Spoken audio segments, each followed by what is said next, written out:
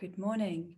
We are in our fourth day of our week of prayer, and today we're going to be continuing our journey in Hebrews, and we're going to be looking at chapter 12.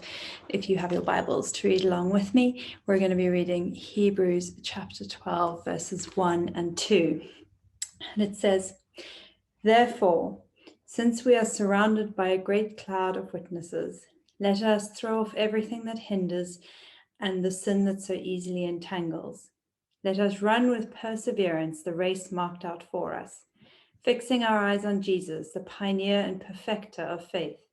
For the joy set before him, he endured the cross, scorning its shame, and sat down at the right hand of the throne of God."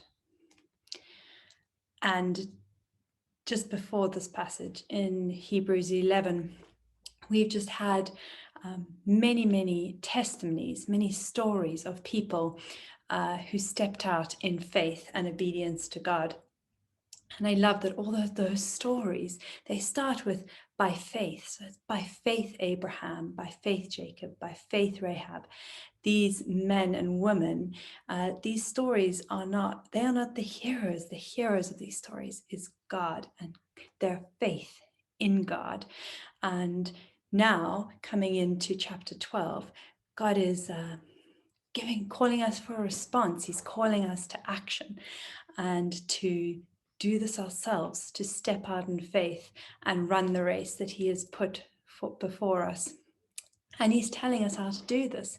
He's telling us to cast aside distractions, cast aside sin in our lives and focus on God. And the great thing is that Jesus came before us and he did this. He lived this. He cast aside everything in order to be able to walk the path that God set before him. I always think of a horse that's about to run a race, and before the race they put blinders on the horse, and those blinders are to prevent the horse from being distracted from other things and help the horse to focus on the journey ahead, on the race ahead, so that the horse may run with purpose and vigor. And that is God's call to us, to run the race that he's put before us and to fix our eyes on Jesus and what he's calling us to do in this world. And so today I would encourage you and invite you to pray with us on three things. Firstly, for yourself and for your family, I'd love you to pray into anything that you think or feel is maybe distracting you from what God is calling you to do. If you can't figure out what that is, I encourage you to spend time asking God to show you what those things are in your life that you need to cast aside in order to run the race that God has put before you. For Redeemer, I'd love you to pray that we may be an encouragement to one another as we can share stories of testimony, stories of faith, of how we have seen God moving in our lives, that we may encourage one another in this.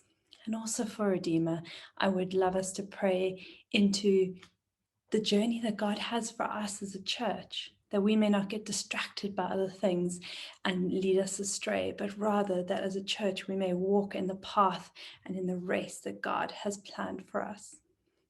And finally, for The Hague, I would love us to pray today for the leaders of The Hague.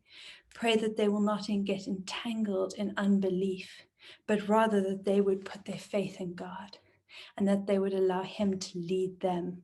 And in doing so, that they would lead The Hague in the way forward of light and God's plan. Have a blessed day, and we will see you tomorrow.